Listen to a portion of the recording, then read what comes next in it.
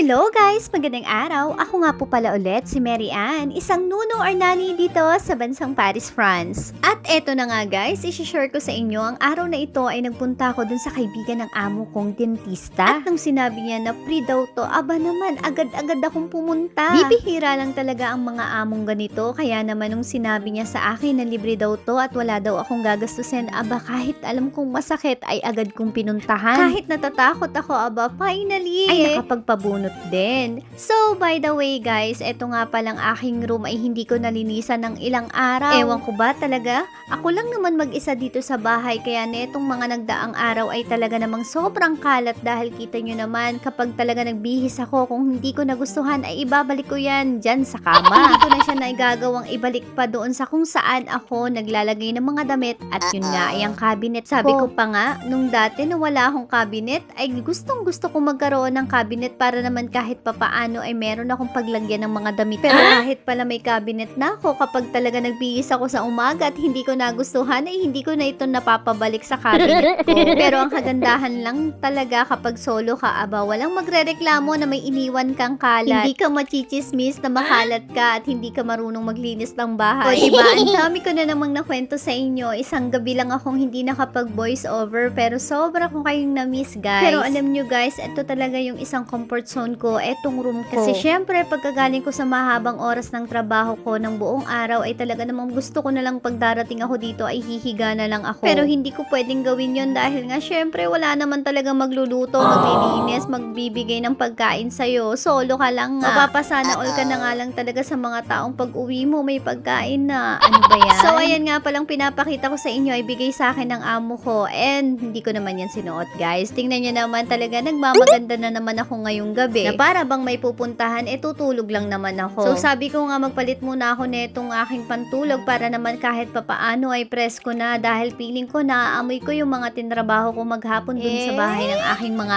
amo. Alam nyo ba guys, sa haba ng oras ko talaga ay sadya namang wala na akong oras dito sa aking kwarto. Alam ko ilan din sa inyo may ganito. Aminin nyo, yung tipong ililinis nyo ng kwarto nyo, ihihiga nyo na lang kasi nga alam nyong pagod na pagod kayo at gustong gusto nyo na lang humiga. Pero dahil nga naririndi na ako dito sa aking kama, naiinis ba ako pag nakikita kong ganito yung kama ko? Total ako lang naman nga yung tao dito sa bahay, ay sabi ko kailangan ko na tong linisin para naman maganda kahit papaano. Ang sarap lang pag umuwi ka ng bahay na pag open mo ng pinto ay talaga namang makikita mong maayos at malinis. Dahil nga wala namang tutulong sa akin at ako lang din naman ang gagawa, ay pinilit ko talaga na maayos to ngayong gabi. Tama yung narinig nyo, ngayong gabi ko lang to talaga ginawa dahil nga lately hindi na ako nakakapag-video dun sa bahay ng aking mga amo dahil nga sobrang sakit ng ngipin ko at medyo masakit pa yung ulo ko netong nagdaang araw. So eto na lang yung shinare ko sa inyo na kung paano ko nga to aayusin at paano ko nga dadayain kung saan ko nilalagay yung mga gamit ko. O diba, pati susi ay talaga namang nakakalat pa, tapos bukas ng umaga hahanapin ko kung saan ko yan nilagay. At yung nakikita yung naka-paper bag dyan ay pangpadala ko na yan sa Pilipinas dahil nga sobrang dami ko na namang damit at gamit na gusto kong ipadala, kaya sabi ko iipunin ko na lang din muna dito sa room bago ko ilagay sa box. At isa talaga sa sekreto ko kung bakit ako sinisipag maglinis ngayon ay nagsa-sounds talaga ako. At saka sabi ko nga, ang sarap talagang humiga at matulog kapag malinis yung kama mo.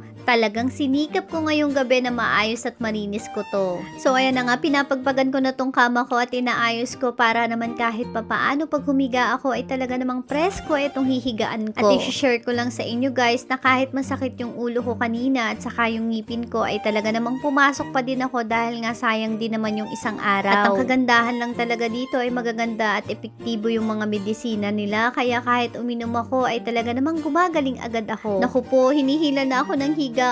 Nakikita nyo ba? Parang gusto ko na din humiga pero hindi pa kasi ako nakakakain that time. Grabe, hinihila na talaga ako ng higaan at parang gusto ko nang humiga. So ayan lang po muna sa ngayon. Palagi nyo pong tatandaan na kung kayo ay nabigyan ng chance makarating dito sa bansang Paris, France, abain nyo na po itong ingatan. Salamat po sa inyong panonood. Bukas po ulit ha. Bye-bye!